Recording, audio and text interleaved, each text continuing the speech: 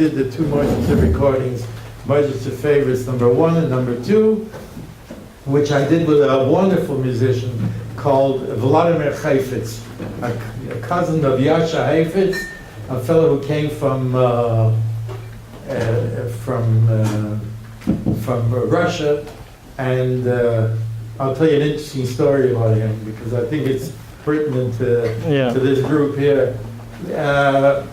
He was a very secular Jew, and he got involved. He was a Russian musician, and he got involved with the workman's circle, and then somebody took him for a shul choir, and he became a very cultural Jew. And we approached him to do the background music for these recordings. And we did the Lubavitch Shabbos with him, and we did the Modzitz Favorites #1 and #2. And at one point he said to me, you know, I always hear this music secondhand from you. Because I would give him a notation and a choral arrangement, and he did the background with, we used people from Radio City, etc., etc. We did recordings that at the time cost $60 an hour, which was unbelievable. And he said, I always hear it I would like to hear it in the raw, really. 'Cause I said, you know what, the Simchas Torah is coming, and it would be very, very nice. I'll give you a couple of addresses, and you can go and hear this music in the raw. So I gave him the address on Bedford Avenue of Satmar, and I gave him 770 of Eastern Parkway. Yeah. And I met him right after Yom Tov. And I said, Nu Volodya, how did it go? He said, very interesting. I said, what's interesting? He came into Satmar, dressed in a light gray suit, with a white yarmulke, right? And he stood in the back. Absolutely nobody paid attention to him. No one. Suddenly you heard a niggun that really felt good. So every musician carries with them staff paper, 5 lines. So you can write music. He took out the paper, and took his pencil, and began to write.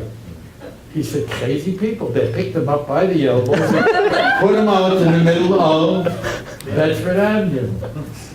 So he didn't know what happened to him, but there was a cab passing by. He had the address of 770.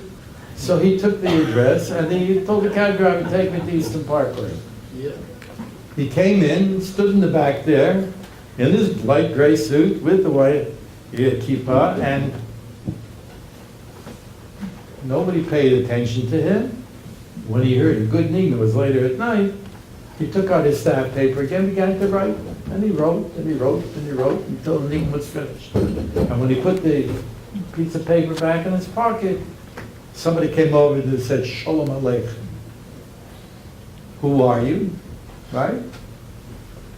Told them who they were. They took them up front, right? To the dais, right? Such wonderful people, you know. 2 nights later, they were teaching him Tanya in 2018. Forever after that. Here was the difference, you know. Satmar put him out with his elbows, you know, and this one. But he is the one that he wanted to get a feeling, and he did get it from Lubavitch Chassidim. He got it from the Satmar also, but at least he... Okay, so speaking of Chabad, so how did the production of the first record of the Chayach come about? Who approached you? Oh, it was really see, we were living here on Union Street in Crown Heights, and I was approached by Benedict Stambler, who ran a company called Collectors Guild. He was a Sephardi Jew who was into Jewish music, and he was the first one to put out the reissues of cantorials and the yeshiva stuff. He was a phenomenal guy, and he got in touch with Chabad, and I was asked to do a job with the Chabad, what do you call it, singers, and they gave me a musical mentor and director whose name Rabbi Shmuel Zalmanov of blessed memory. Very interesting man. He came up to my apartment We had an apartment on Union Street, as I said, and it was a one-bedroom apartment. The living room had one piece of furniture in it, a piano, a Baldwin acrosonic piano that, at the time was, and he looked at the piano and he said, the piano is missing some schmitchikis. I didn't know yet that I was in trouble, but so he brought up 16 of the best singers of Lubavitch. Came in, it was the time of the Castro period. 16 guys with scrubbly beards. When I came up on Union Street, I think my neighbors were freaked out. They sat down. They handed me a Sefer HaNigunim, the Bible of Nagina for Lubavitch, and I began to play, and these guys began to sing. And I could have been in Oshkosh, and they could have been in Bibelik, because what I was playing and what they were singing were... So he said to me, "You're not playing correctly." Okay. Broad shoulders. I tried again. He said, "I am reading what is written." It took me a little while to understand what the story was with this.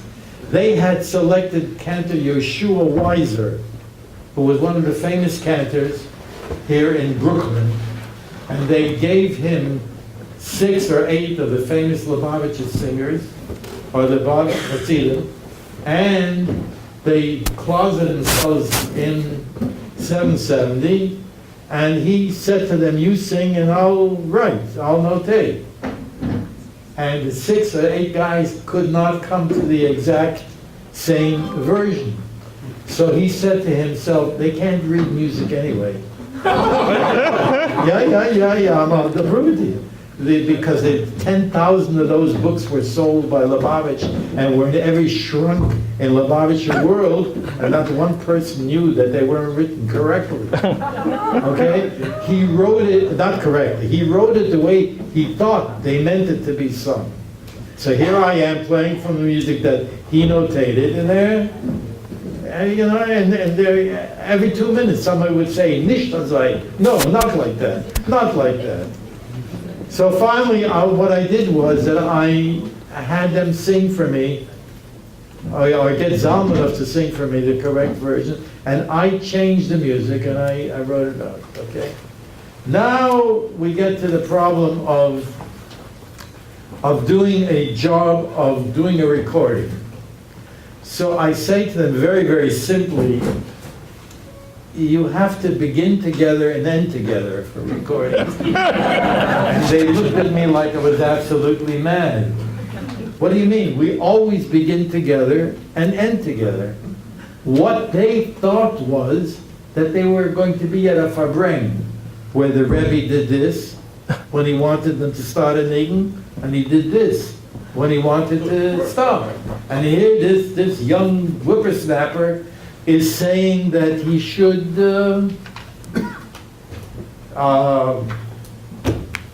start together, then together. So I tried to convince them that at the Farbrengen was quite different, but this was going to be listened to by people, and you expect that you begin and end together, not... We got over that hump after a while, okay?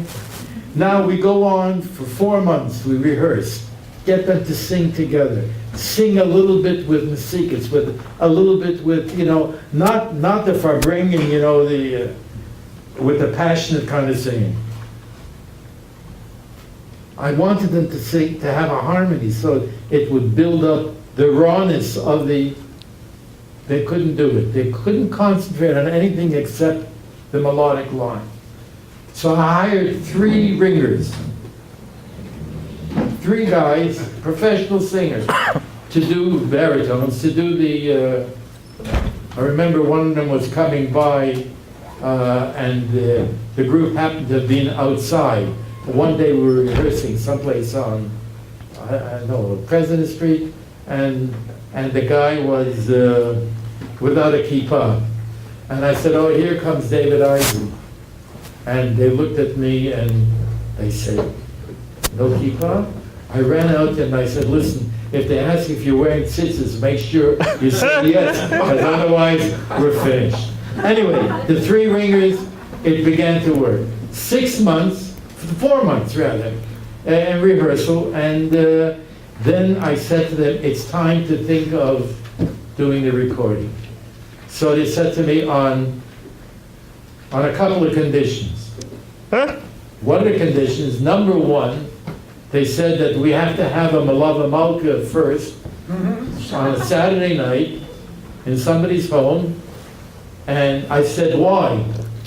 And they said, because we're going to have a fabring in order to start this project. I said, okay. What the second condition? It has to be on a Monday night or a Tuesday afternoon. I said, why? They said, we're only going to record on the night of Tuesday, on Tuesday. Why? You know, Bereshit, Genesis, Vayar Elokim Ki Tov, and God saw that it was good. It says it twice. So therefore, Tuesday is a day of Mazel, and you guys know that Chabad Nigunim and all kind of Chasidim will move from one apartment to another on a Tuesday. We'll open a business on a Tuesday. We'll announce a shidduch on a Tuesday. Because it is a good day. I said, okay, and what's the other condition? They said, no, that'll be okay. All right. So we get there on a Saturday night, and the Lubavitch had it for bring, and they had nahit, chickpeas, and beer, and all kinds of rogalach, you know. It was fun. And each one decided he was going to sing solo for me. You know, God help us. If I had known beforehand, I never would have done the job, because as a group I could sort of mold them into, you know, but singing, you know, some of them. I had one guy, Talashevsky, Chazan Talashevsky. What'd you call him? We called him Tall Chief, because it was a lot easier. Just like the engineer would call them Lubos. He couldn't get by Lubavitch, but they were forever the Lubos. Okay, we hired a studio in rock and roll territory, 1961. 58 and 8th Avenue. And every Just was saying, so what did you observe at the Malava Malka about their singing style? of the singing style? Yeah. They were singing. It was absolutely terrible for a recording. Right. It was raw. By themselves, they were raw. But in the group, we were able to. By the way, I still can't listen to that recording, but the London Jewish Chronicle called it the perfect ethnic music recording of Chassidic music ever made. But I think I remember you noticed at that Malava Malka that the singing wasn't for the air; it was for themselves. It was for themselves, yeah. Right. But now I'm going to get them. I worked with them as a group together. One would bolster the other. It was okay. All right. So tell us about Radio Rock City. and roll's territory. I mean, I've told this story 1,000 times, but it's especially good in a Chabad venue. Every doorway had a guy with a guitar with long hair. So I had these 16 guys from Lubavitch coming to record the music that the Rebbe asked them to record, together with Rabbi Zalmanov. And it's on 8th Avenue and 58th Street, the studio upstairs. And I have an engineer who's not Jewish, very, very well known at the time. He did all the Jewish recordings, called David Hancock. And we had Mrs. Stambler, the producer's wife, in the technical room, right, getting ready. We showed up. I told him to be there at 7:30 sharp, right? Okay, at 7:15, he said to me, "Where are the Lubos?" I hung out the window, looking, and saw nothing. 25 after 7, I looked out again. A big caravan coming up the street. You know, beards all over the place, you know. So I thought to myself that I recognized one in the front, that the Lubavitcher guys had, they met up with another group of Chassidim, and that my 16 guys would come up to the studio, and the rest of the group would go on their way. I was wrong. When the elevator finished disgorging itself for the fourth time, I found that I was in a room with at least 40 people. My group, Hasidim, together with women and what do you call it, and older Hasidim and Rabbi Zalmanov, and I said to them, "Excuse me, who are all these people?" He said to me, and I've learned to watch out for these two words ever since that night. He said to me, "Don't worry." You know, don't worry, okay. And they're carrying, all of a sudden I noticed that there were crates. And I opened up the crates, and there were apples and oranges, and then two guys had brown bags under their arm, and I watched them, and they took out, at the time, 4 bottles of what we officially know in Hasidic life as 96. You know what 96 is? If you want to drink Drano and survive, you drink that stuff. All of a sudden, I became a sugar, and I said to them, exactly what is going to happen here? And they said, we are doing an avoda for the Lubavitch Rebbe. We are not, straight singers. We can't sing just for microphones. So I said, what's going to happen? They said, we're going to have a shtickle farbrengen. Not a whole farbrengen, but a shtickle farbrengen.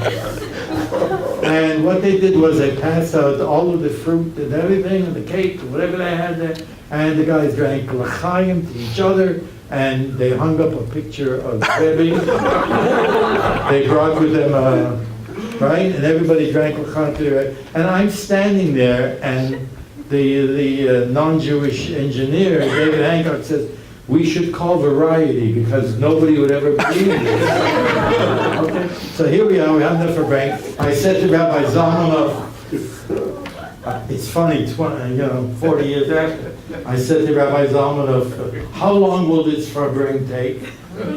And if you ask a Chabadsky a good question, he gives you a very good answer. He said, Rabbi Pasternak, by the way, they gave me smicha that I can't get back. They said, he said to me, Rabbi Pasternak, I want you to know, this farbrengen will take exactly as long as it takes, not 1 minute longer. So now they're finishing their yash, and I sit back.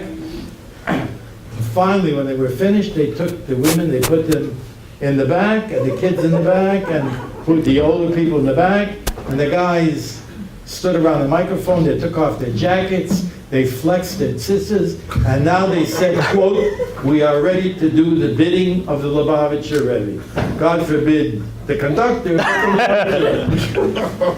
At this point, we're ready to start, and Rabbi Zalmanov says to me, Rabbi Pasternak, he said, please don't conduct. I said to him, excuse me? He said, don't conduct. He thought I didn't understand. He said, don't make with the hands. Make with the hands. I said, Rabbi Zalmanov, what do you mean don't make with the hands? He says, no, sit down, you get paid anyway.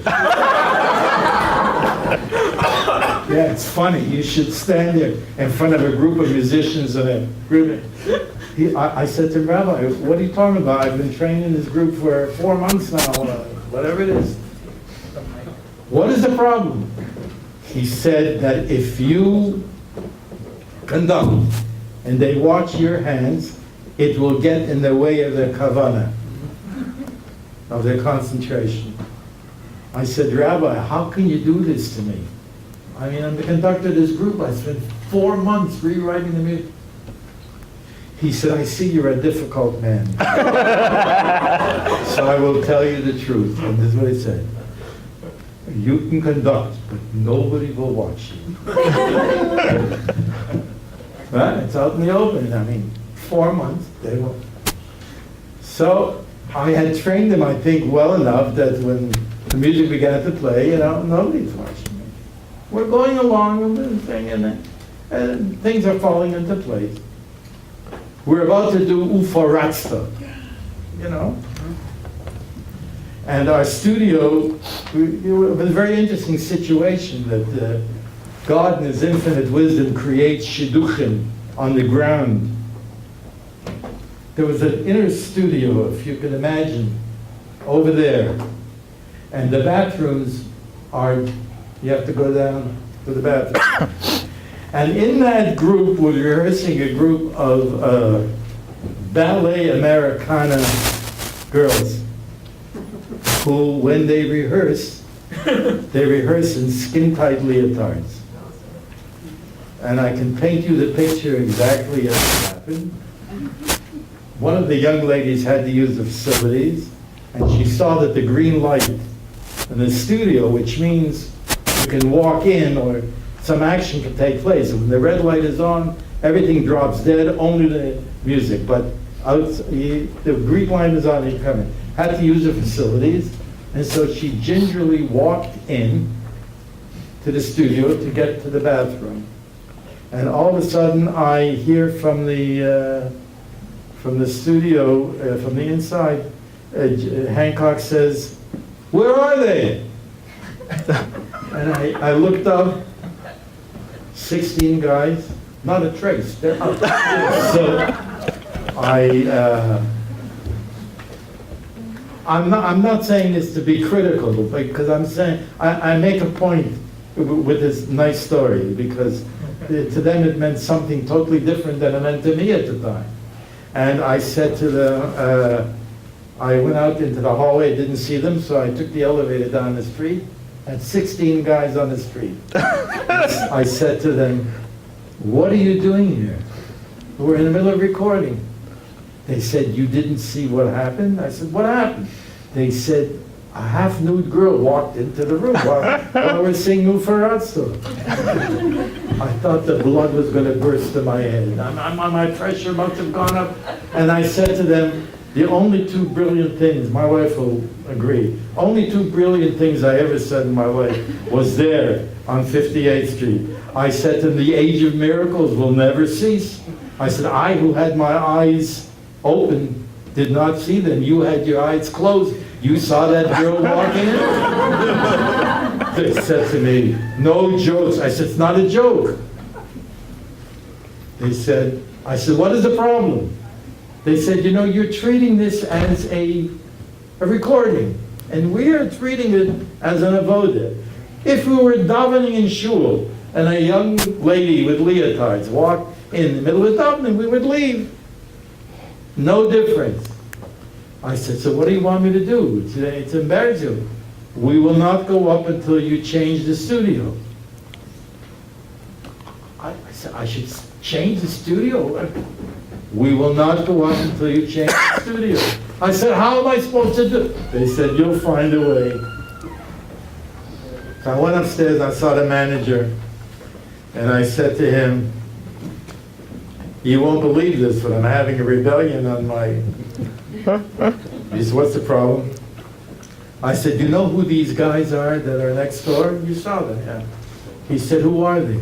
I said, they're a group of Amish from Lancaster. Oh, I'm going to tell him that they're Chabadniks, you know? He'll say to me, sugar, do me a favor. So I convinced him that they had to go on with their, what do you call it? And I also took in with me a half a bottle of the Zex Ninsk that was left. I gave it to him, and the girls went into a different studio. Only then could we go back and record. Okay? Now, I'm trying to tell you that as funny as the story is, you know, in Yiddish there's an expression, "Malach mit yashlikis," that you're laughing on the inside and crying on the outside, whatever it is. At the time, it was not funny. It's humorous now, but the ikr is that they were doing a davening. They weren't doing a recording for no matter who it was. And they were right, they weren't going to be bothered by my hands. Nothing could get in the way except the... So that was my experience with Chabad. It was the first...